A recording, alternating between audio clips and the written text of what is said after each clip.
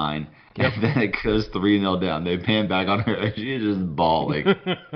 It's ridiculous, though, right? Cheers. She's probably seen, like, what, maybe 2 to 3 losses in her lifetime supporting Madrid. I thought that was disgusting. I heard that's only their first loss in the group stages since 2012. Cry me a fucking river. Going into the match, they had not lost in 5 years in the group stage of the Champions League. And let's face it, they've won the freaking trophy 3 times in that time span. Yeah. Okay, so my second part of this is a request. Down the pub, I asked Simon, do you think that this victory against Real Madrid midweek was bigger than the Anderlecht victory? And you said, no, we won a trophy versus Anderlecht. It's a whole different ballgame. But, man, you had an interesting personal story that I would love for you to share. You're kidding, right? No, I'm not. Well, and I know so many of our friends of the show who were at the game. I wasn't. I was living in Bournemouth at the time, and bit dirt poor, to be honest. And I was in a rented bungalow with a bunch of my mates, and for some reason I was the only one at home for the second leg, and there was no telly. I had no money. I don't even know if it was on at the pub, and that didn't even seem like an option to me. So I went to the local Currys, bought a small color TV on the Never Never, took it home, hooked it up, had a 6-pack of beer, watched the game on my own, and probably cried a little at the end and consumed all the beers, and there was no one there to share it with. But it was so awesome, and that's obviously my memory of arguably one of Tottenham's finest glory nights. And just to hear the stories from Pete and from Vass and from Rob, who were there that night, it was probably the most electric night, other than our first European home game, the Gornik Zabrajdi game in '61, when we won 8-1 after being 4-2 down after the first leg. So it's a funky story, but it's my story of what I remember as one of our best European nights, because of course we won it at the end, and it was the way we won it, and I wish I had been there, and it's a shame I wasn't. Yeah, I thought that was just an awesome story. I wanted to hear it again and let everyone else again. It blows me away, the things that people go, the extent that people go through to enjoy Spurs, watch Spurs. And I think you've got to put it in perspective, because TVs are like nothing these days. That TV in 1984 was like 260 quid. Which is like $400 and it was tiny. It wasn't big, and it had a convex screen and buttons probably, but I'm sure the picture quality wasn't good. But I didn't know no one knew any better back then, and it was just a marvelous night. In fact, I remember that now. That's a memory that'll stay with me forever. It was great. Yeah. Gentlemen, I'm going to make 2 very unpopular comments tonight, or comments that at least people will certainly find plenty of reason to disagree with me. One is I'm gonna glass you. That win against Madrid, to me, is every bit as important as a Carabao Cup. That's my first unpopular. I know everybody's clamoring for silverware and this, that, and the other, but I think within the context of what we're really trying to do as a club, beating Madrid, having a chance to win a group, certainly guaranteeing ourselves round of 16, to me, where we are, what we're trying to do, is more important than a Carabao Cup. Real quick. That's my first one. I'll do the other one later. Before you go on to your second point, I don't disagree with you, because think about this same cup last year. Manchester United beat Southampton. Does anybody in the world really care about that? No, and to add to that, Tim, what would you draw more strength from as a club? Winning a Carabao Cup or beating drawing Madrid there and trouncing them at home? The latter. I mean the latter, because you talk about like people on the world stage need to take notice of what's building at Tottenham, what the project Mauricio Pochettino is putting forth here, and they're not going to realize that if you go against Southampton in the Carabao Cup and win it. Nobody outside of England is really going to give a shit about that. But you go against Real Madrid and you play them over 2 legs, you draw at the Bernabeu, and then you come back to home and you play them off the pitch 3-1, I mean, that's what people are really going to notice. Yep, I totally agree. But that's so I don't think it's I don't think it's an opinion that's not popular. I agree with you on that one. I agree with you as well because no. Listen, see, no. Ever since there's a voice Ham of dissent. loss, You'll get to me. Ever since we heard the West Ham, went through the West Ham loss, it was just a pity party, pissed off, social media meltdown. And since we beat Real Madrid 3-1, I've not heard a peep about that match. Yeah, totally agree. But I think Simon has a little bit different perspective. No. I wasn't going to say one way or the other that, should we still be in the Carabao Cup? Well, of course, I'd love to be in the Carabao Cup, and I'd love to win something. Again, I said it last week. We would have been drawn against Arsenal, by the way. Well, we would have at their place, and of course, the irony is, guess where we get to go next? But Pochettino is his 4th year. I think Berkey went 4 years without winning anything. Then he won 3 in 4 seasons. So that's all I've got to say about this. We must win trophies. If it's not this season, it has to be next season. End of. And I don't care what they are. Yeah. We need to win, or we will be that Newcastle team that everyone suddenly remembers that they should have forgotten about. Yeah, and Sam, we had this discussion last week, and I know you weren't able to join us, but we talked about the aspirations of the club, right, and winning the league, and God, making a run in Champions League, and God forbid winning it. But the Carabao Cup loss, you have to start, if you're Pochettino's Spurs, you have to start somewhere. Look at Mourinho. Even if it's a community shield, it's something you get to hold up and jump up and down on a stage with fireworks going off and all that shit. You start somewhere, and then you build towards whatever it is that you're aiming for. So to Simon's point, I still agree with that. I would like to win something. To Tim's point last week, he's not seen in his lifetime or since his fandom, and me neither, that we've won anything in terms of silverware or trophies or a first place position. Do you agree or disagree with that? 10 years next February, just for perspective.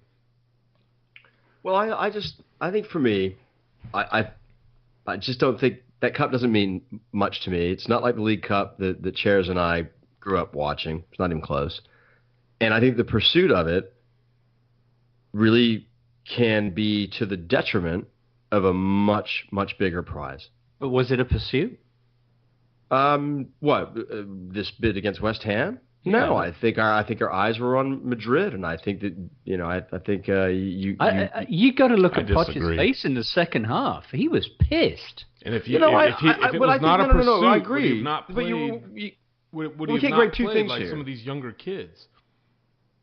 I think what Pochettino was upset about was, look, it doesn't matter whether whatever his 11 players are, he wants the absolute best out of them. And that's what Pochettino was angry about. It was piss poor. It doesn't matter whether you're in the Carabao Cup or the Premier League or the Champions League. When you're blowing a 2-0 lead, that's terrible. I like how you keep calling it the Carabao Cup. I know Christmas is coming, mate, but calm your excitement. It's Carabao. Oh, fuck it. It's a useless fucking Asian energy drink.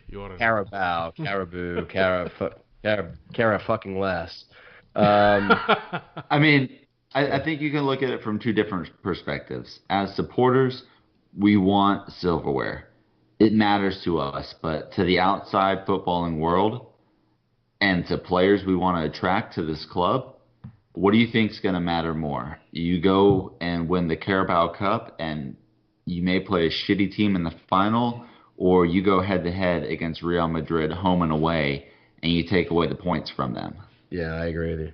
Yeah. Well, I get both sides of it. I mean, as a supporter, especially, I think we need to table this till later in the season to see where we are, to kind of gain some perspective of, all right, let's say, and again, Ken and I were talking, it's great that we're seeing these awesome videos of the new stadium and pictures of the chairs, but, we also thought, well, are we really going to be in that stadium? But let's say, hypothetically, we're in the stadium, August, September, we're kicking off, and do we have any silverware that's attracted the players we want for that watershed moment season that we should have, or is that going to be the season that does it? And where do we finish in the league? I know those are all questions that we won't even have a clue how to answer until probably the spring.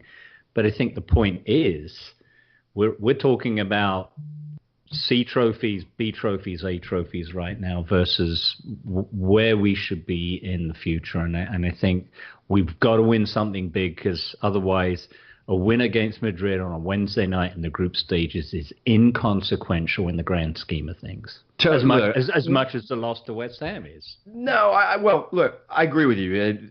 We need to win, no doubt about it, and preferably something big. But if the idea is that what you're trying to foster and develop here is a winning mentality, you don't bottle 2-0 leads, irrespective of what match you're in. But if you're going to look at me, what endeavor is going to foster a winning championship mentality, it's beating Madrid 3-1. It's not fucking. It's not killing yourself winning the Caribbean Cup. And so that means, to put it in perspective, when we go to Dortmund 2 days before Thanksgiving, do we go there with the mentality, all right, we're through, can we take the foot off the gas, or do we go out there to make a statement? This is a team that has, 3 points? 2 points? Right? What is it? 3 points. 3 draws they've had. Two draws, no draws. wins. So they think they might catch Madrid now, us beating them. Highly doubtful, because they still got to play them again, but who knows what. Maybe Apoel can pull off the upset and continue their unbeaten streak in the Bernabeu in their next match. But I really, really think that we've got to go to Dortmund and make a statement if we want to back up what we did on Wednesday. Yeah, no easy test. Hey, so Sam, I know we derailed you a bit. So that was your one unpopular opinion. What was number 2? Well, we'll get to that. It's about today's game. Are we on today's game then? Well, no. Real quick before we go off Madrid, I just want to know from each of you, looking at the match as a whole, who was your man of the match? Gazzaniga. No. No, we haven't gone there yet. Wait, we're not there yet. I said before. This segment brought to you by Community Beer Company's Mosaic IPA, which I am happily consuming. No, going back to Madrid, that Me? match. Who was your man of the match? Go, Sammy. Harry Winks. For the maturity and just complete overall level of comfort that he showed on a massive stage. I think Ronaldo made more saves than their keeper, but I'm going to say Jan Vertonghen. I thought he was awesome. That's a good shout. Cheers. A lot of good ones. He was good. I think Dele took the opportunity after his tail between his legs suspension for 3 games to really go out there and just say, hey, I'm here and here's what I can do. And it's a shame he wasn't able to play today, but I thought it was a great, solid maturity. He had a smile on his face, which is nice to see, and Poch has been bigging him up. We haven't seen the best of him this season. He went out there and said, okay, Gaffer, here you go. Yeah, I agree with you, Chairs. I mean, it was between Trips and Dele for me, but I think I could go Dele. You get a brace, you start the attack that went forward for the 3rd goal, and correct me if I'm wrong, but this is the first Spurs player to ever score against Madrid in a competitive match. Yes, that is correct. Yeah, because when we played them in the UEFA Cup in the early 80s, I think it was 0-0 and 1-0 to them over the 2 legs, if I'm not mistaken. Yeah, we have not scored against them until Dele had the brace. And then and he did a brace. Yes. I said before the match, we're unbeaten at the Bernabeu in all-time competitive history, just so you know. I said, well, if he's really a big-time player, this is where big-time players show up, and boy, did he. He did. I didn't necessarily think Winks was the best player on there. I just think for me, it's just, wow, young kid, just looking so great, being an engine. And we talk about the squad so much, right? And Matthew Wheat on Twitter is asking, even if Lamela, let's kind of start segueing into Crystal Palace a little bit and talk about the squad. Even if Lamela is physically fit when he returns, how long does it usually take a player of his type to reacclimate after missing a year. So, Chairs, and Sam, I want to direct this towards you, and I'll start with you, Chairs.